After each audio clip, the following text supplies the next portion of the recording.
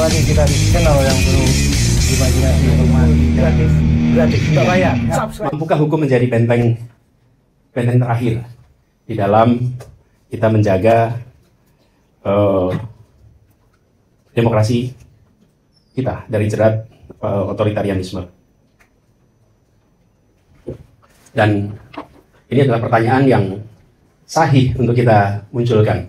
Tapi teman-teman, kalau boleh saya berpandangan meneruskan dari sampaikan, negara kita adalah negara hukum, bukan negara kekuasaan. Karena itu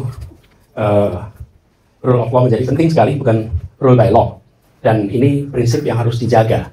Yang kita khawatirkan adalah ketika terjadi pergeseran dari negara hukum menjadi negara kekuasaan. Kalau itu terjadi pergeseran, maka ini aspek fundamental dari bangunan demokrasi kita. Karena itu harus dicegah.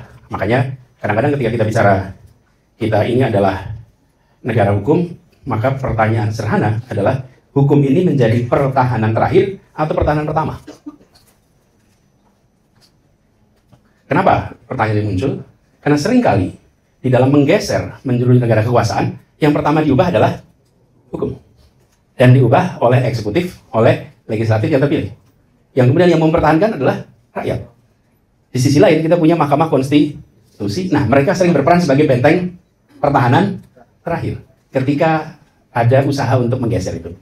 Sebelum lebih jauh, teman-teman, saya akan tunjukkan sedikit, teman-teman. Ini beberapa catatan. Bisa baca ya. Bahwa demokrasi itu bisa mati bukan di tangan militer, tapi di tangan pemimpin yang dipilih melalui demokrasi. Bisa presiden, bisa perdana menteri, yang kemudian membalikkan proses yang membawa mereka ke dalam kewenangan. Ini Levitsky dan Ziblatt yang mengatakan how democracy dies. Dan inilah juga yang pernah terjadi di berbagai negara. Kemudian ini landasan teorinya sedikit, teman-teman, bisa dilihat. Pertama adalah pemilu yang bebas. Ini salah satu kunci paling utama. Pemilu bebas, kemudian kebebasan berekspresi dan berserikat, keterlibatan rakyat dalam kebijakan publik, supremasi hukum dan independensi judisial, lalu keseimbangan kekuasaan, check and balances, dan budaya demokrasi dalam masyarakat. Ini indikator demokrasi klasik yang dibuat oleh seorang pakar demokrasi komparatif politik namanya Robert Dahl, itu tahun 71, dan kemudian mengalami perkembangan. Kita lihat di Lynch sama Stefan, itu juga ahli komparatif politik. Walaupun begini teman-teman, kalau teman-teman, Anda bisa Google nanti, ada studinya oleh di buku Larry Diamond, studi tentang apa itu demokrasi, dan ada definisi lebih dari 640 definisi. Jadi begitu kita menyebut kata demokrasi, maka kita akan ketemu variasi definisi. Yang populer di publik adalah dari rakyat, oleh rakyat, untuk rakyat. Siapa yang mengatakan itu? Abraham Lincoln. Saya sering menyederhanakan adalah proses pengendalian kekuasaan, pengelolaan kewenangan secara damai untuk mengelola aspirasi, untuk menghasilkan kebijakan yang memenuhi kepentingan publik dengan mengadopsi prinsip-prinsip kesetaraan. Tapi ini definisi salah satu aja, teman-teman. Kalau boleh disederhanakan, pra-demokrasi, kekuasaan itu tak berbatas. Skopnya tidak dibatasi, durasinya tidak dibatasi. Adanya demokrasi mengubah itu. Durasi dibatasi, ada periodenya, skopnya dibatasi. Bahkan dipecah menjadi unsur yang kita sering kenal sebagai trias politika. Jadi prinsip sederhana kira-kira. Nah, tetapi itu tidak bisa hidup begitu saja. Dia membutuhkan nilai-nilai yang diadopsi, dipercaya, dijalankan. Dan demokrasi itu terkonsolidasi bila seluruh pelaku di dalam negara menyadari bahwa demokrasi is the only game in town. Satu-satunya cara di dalam mengendalikan kewenangan dalam mengelola kekuasaan dan demokrasi, maka disebut demokrasi mengalami konsolidasi. Karena nggak ada orang yang berpikir untuk tidak demokratis. Nah, menuju ke sana ada proses, teman-teman. Dalam proses itulah sering terjadi usaha-usaha untuk membalikkan demokrasi. Tidak otomatis. Begitu demokrasi langsung terus demokrasi. Akan ada disappointment, akan ada kekecewaan, dan itu kemudian berujung kepada usaha untuk menggeser. Nah, itulah sebabnya kenapa tadi disebutkan bahwa salah satu yang berpotensi menggeser justru orang-orang yang terpilih melalui proses yang demokratis. Nah, ini teman-teman, terkait dengan indikator ini, walaupun tidak bisa kaku, teman-teman, tapi ini bisa dipakai sebagai salah satu pegangan di dalam kita menilai bagaimana kondisi demokrasi kita. Nah, bagaimana kondisi demokrasi kita di Indonesia sekarang? Ini dari aspek pemilu bebas dan adil. kemudian kebebasan berekspresi, keterlibatan rakyat, supremasi hukum, dan lain-lain. Kita coba kondisi Indonesia hari ini. Pemilu berjalan, tapi putusan MK terkait pergantian umur, persyaratan usia untuk wakil presiden, itu berdampak pada netralitas negara. Ini salah satu contoh. Apakah pemilu itu berjalan dengan fair and free? Kami menggugat di MK.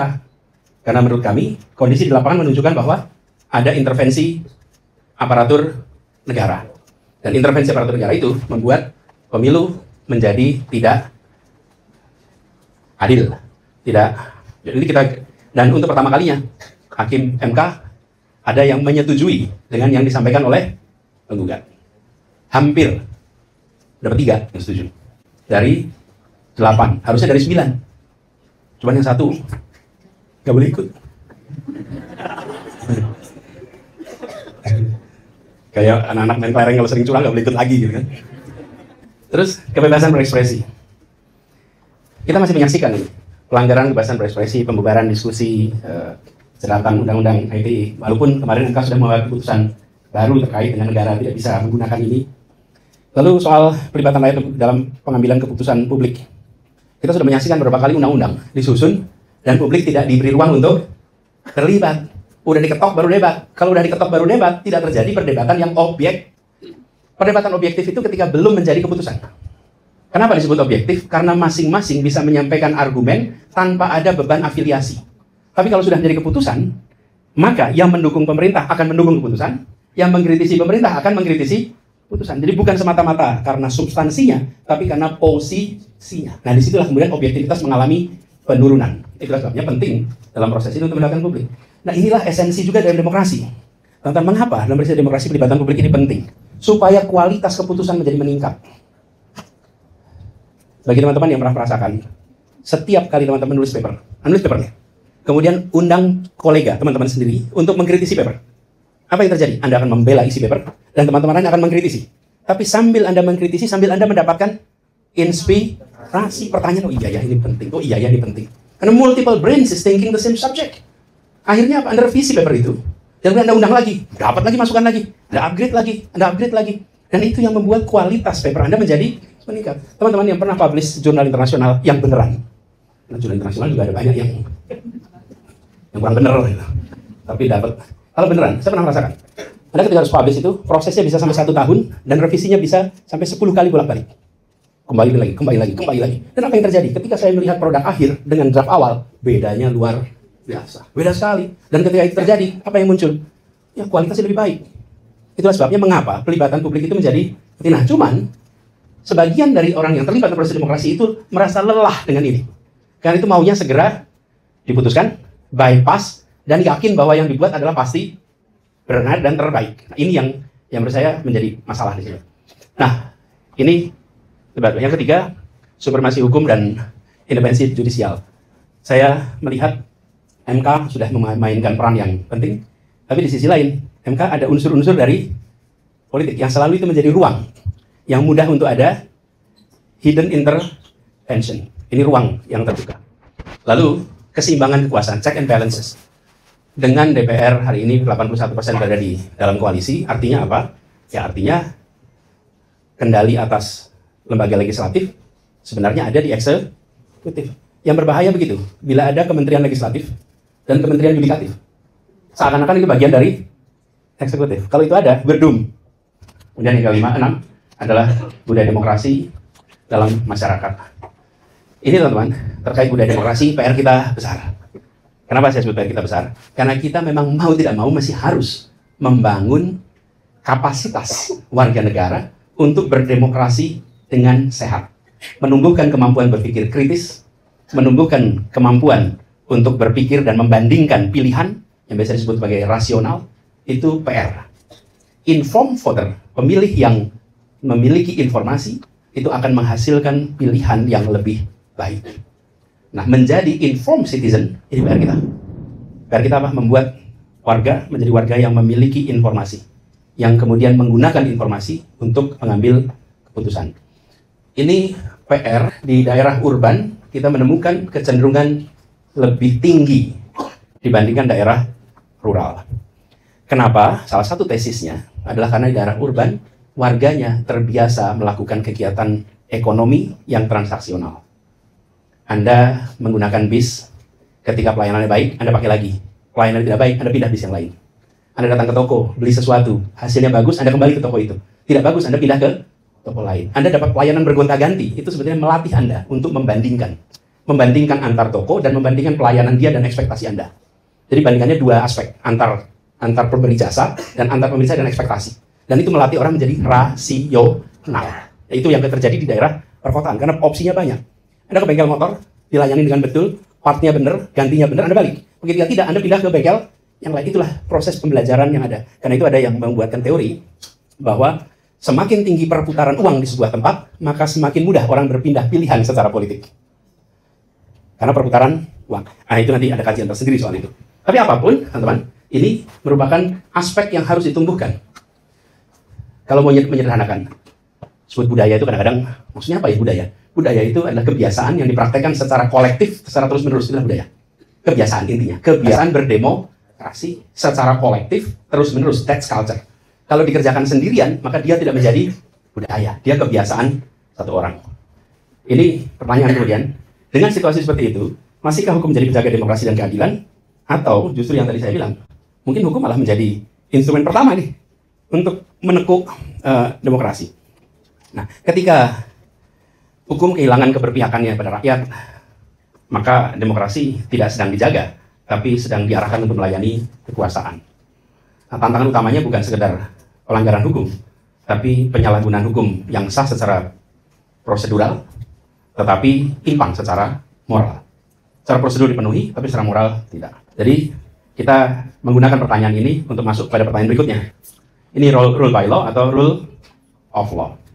Ketika hukum dijalankan bukan untuk keadilan, tapi untuk mengamankan kekuasaan, maka kita muncul rule by law.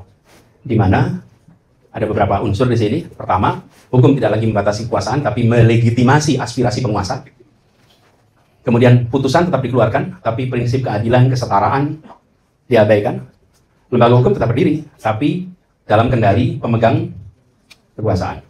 Lalu, ketika muncul kritik, diproses secara hukum, bukan dijawab secara demokratis. Kritik. Waktu saya tugas di Jakarta, banyak sekali kritik. Ada yang faktual, ada yang fiktif, ada yang fitnah, tapi muncul.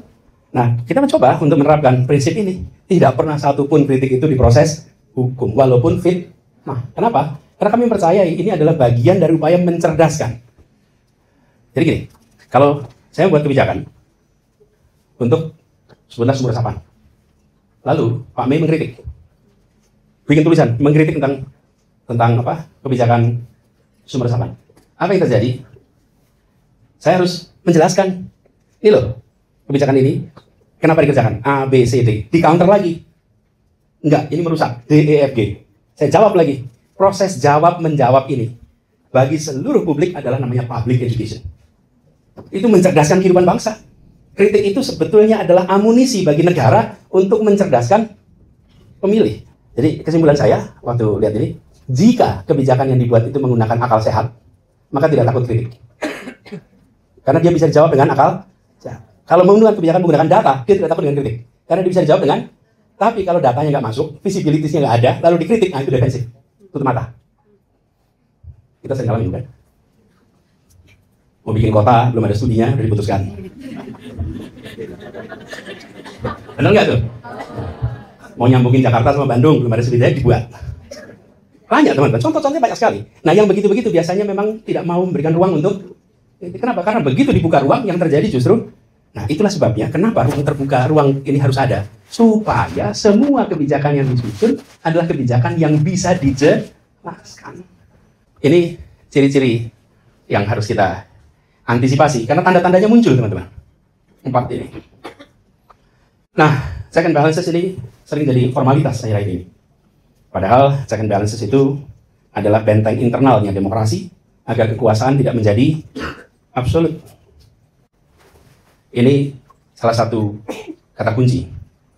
Minim sekali kritik dari anggota DPR, koalisinya sangat besar. Kemudian judicial review seringkali sumir, urusan-urusan yang kecil, yang besar-besar tidak bisa dieksekusi. Dan studi menunjukkan bahwa mayoritas publik menilai DPR perannya hanya simbolik. Nah, kemudian teman-teman soal partisipasi politik dari publik. Nah, bila partisipasi itu ditekan, maka sebenarnya demokrasi yang mengalami tekanan. Jadi kalau kita lihat ya, ada beberapa contoh undang-undang yang cepat disahkan, ruang percakapan tertutup. Kemudian kritik dipandang sebagai gangguan, bukan sebagai kontribusi. Dan studi tentang kebebasan sipil, faktanya menunjukkan angka yang mengalami penurunan. Kemudian perasaan tidak didengar di masyarakat ini muncul. Ini teman-teman, indikasi-indikasi bahwa ada gejala penurunan atas kualitas demokrasi kita. Dan kampus harus menjadi yang mengantisipasi persoalan ini. Lalu, di sisi lain, proses politik memang ada yang berada di dalam pemerintahan dan di luar. Yang berada di luar sering disebut sebagai oposisi. Nah, jadi demokrasi itu tidak hanya membutuhkan ruang untuk setuju, tapi demokrasi juga membutuhkan ruang yang aman untuk tidak setuju. Ada ruang untuk tidak setuju. Seperti begini, kota itu ruang untuk rakyat berekspresi. Dan ada yang ingin ekspresinya itu diam. Jadi mereka yang punya keinginan untuk diam, itu juga punya hak untuk diberi space di kota. Karena ekspresi dia untuk diam. Nah, sama dengan demokrasi. Kalau tidak setuju, diberi ruang untuk tetap nyaman dan aman. Lalu ketika perbedaan itu dilabeli sebagai musuh, maka yang hilang bukan sekedar oposisi, tapi jiwa dari demokrasi itu sendiri yang hilang. Proses deliberatif itu yang hilang. Dan munculnya apa? Dalam bentuk FIAR, fear, rasa takut. Padahal rasa takut itu pilarnya otoritarianisme. Semua rezim otoriter, tulang punggungnya adalah rasa takut. Pilarnya itu, tanpa rasa takut rezim otoriter tumbang. Anda lihat, semua rezim otoriter yang tumbang karena rasa takut hilang. Begitu rasa takut hilang, rezim itu bertumbangan. Orde Baru, rasa takut hilang, hilang. Marcos, hilang. Iran, Anda lihat di Rusia, Anda lihat Arab Spring. Arab Spring itu otoriter semua. Begitu rasa takut hilang, dan rasa takut itu berhasil ditimbangkan lewat sosial media. Sosial media itu berhasil menggiling rasa takut. Rasa takut itu ludes di sosial media itu. Dan sudah terbukti Arab Spring 1 dekade yang lalu. Nah, kalau rasa takut itu muncul, berarti demokrasi mengalami penurunan. Karena demokrasi itu pilarnya apa demokrasi? Trust, pilar demokrasi. Nah, ini teman-teman yang sekarang kita sedang menyaksikan, fear muncul, oposisi menurun. Ruang oposisi ini menjadi minim. Lalu, minim itu begini teman-teman. Kalau di oposisi, maka mau bikin acara, sulit dapat izin. Mau ngurus kredit, susah kreditnya keluar. Ada yang pernah mengalami di oposisi dan sulit dapat kredit. Kemudian, kita akan menyaksikan itu. Begitu sampai kepada berada di luar pemerintahan, diblok. Yang lebih berbahaya apa? Kultur otoriter sering ada di dalam negara. Tidak ada perintah. Saya beri contoh. Tokoh kritis datang ke kampus. Rektornya minta, tolong jangan. Padahal dia juga nggak terima perintah dari manapun juga. Nggak ada. Tahu-tahu rektornya bilang, jangan di sini. Kenapa? Dia hanya khawatir nanti saya ditegur. Padahal teguran itu belum ada. Nggak ada teguran. Dan seringkali nanti yang disalahkan yang di puncak. Hanya karena perilaku yang di bawahnya yang tidak menganggap ini bagian dari sebuah demokrasi. Nah, ini ada bibit-bibit seperti itu. Memimpin BUMN di bidangnya perbankan. Ada tokoh kritis mengambil kredit. Jangan dah. Daripada saya ngasih kredit, nanti saya dipermasalahkan. Karena memberikan kredit kepada tokoh oposisi. Nah, ini yang terjadi di banyak tempat. Bagaimana mengeliminir itu? Top leadership harus bilang, tidak boleh ada diskriminasi pada siapapun, termasuk oposisi. Begitu itu dikatakan, baru semua orang berani ngomong. Tapi kalau tidak dikatakan, jajaran itu paling efektif untuk punya inisiatif dalam memangkas kebebasan berbicara. Di banyak tempat itu. Karena itu harus ada arahan dari puncak. Ini teman-teman, item-item itu. Nah, bagaimana dengan kampus sekarang? Kampus punya kemewahan dan tanggung jawab moral. Tanggung jawab moral untuk mengungkapkan yang berkembang di masyarakat. Punya tanggung jawab moral untuk berani kritis. Kalau kampus udah melempem, ini benteng-benteng yang bagian akhir untuk mempertahankan demokrasi itu mengalami pelemahan yang serius. Jadi, kalau boleh usul, teman-teman sekalian, universitas tidak hanya menghasilkan ahli hukum, tapi juga mudah-mudahan ahli penjaga nurani hukum. Yang keras aminnya. Aminnya kayak nanggung bener. Terus pendidikan hukum harus menentukan nilai, keadilan, etika publik, keberpihakan pada hak-hak warga. Dan kampus jangan netral. Ketika ada ketidakadilan, ada ketimpangan, ketidaksetaraan, maka diam itu bukan pilihan akademik.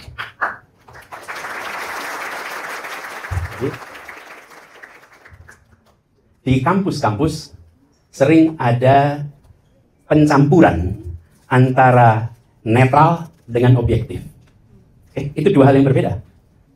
Anda harus objektif, sampai kapanpun. Kampus harus terus objektif. Tapi objektif itu bukan netral. Kadang-kadang maunya objektif, munculnya kata netral. Kami netral, nggak bisa, nggak boleh netral. Tapi harus objektif. Yang harus terus dijaga adalah objektivitas di kampus, tapi bukan netralitas. Netralitas tidak boleh netral. Ketika melihat penyimpangan, masa mau netral? Nggak bisa. Nah ini teman-teman yang seringkali, kultur kampus yang merdeka, itu bukan dalam statement, tapi di dalam kehidupan di kampusnya. Suasana merdeka, suasana kebebasan. Values such as respect, empathy, equality, solidarity must be core to the missions of universities.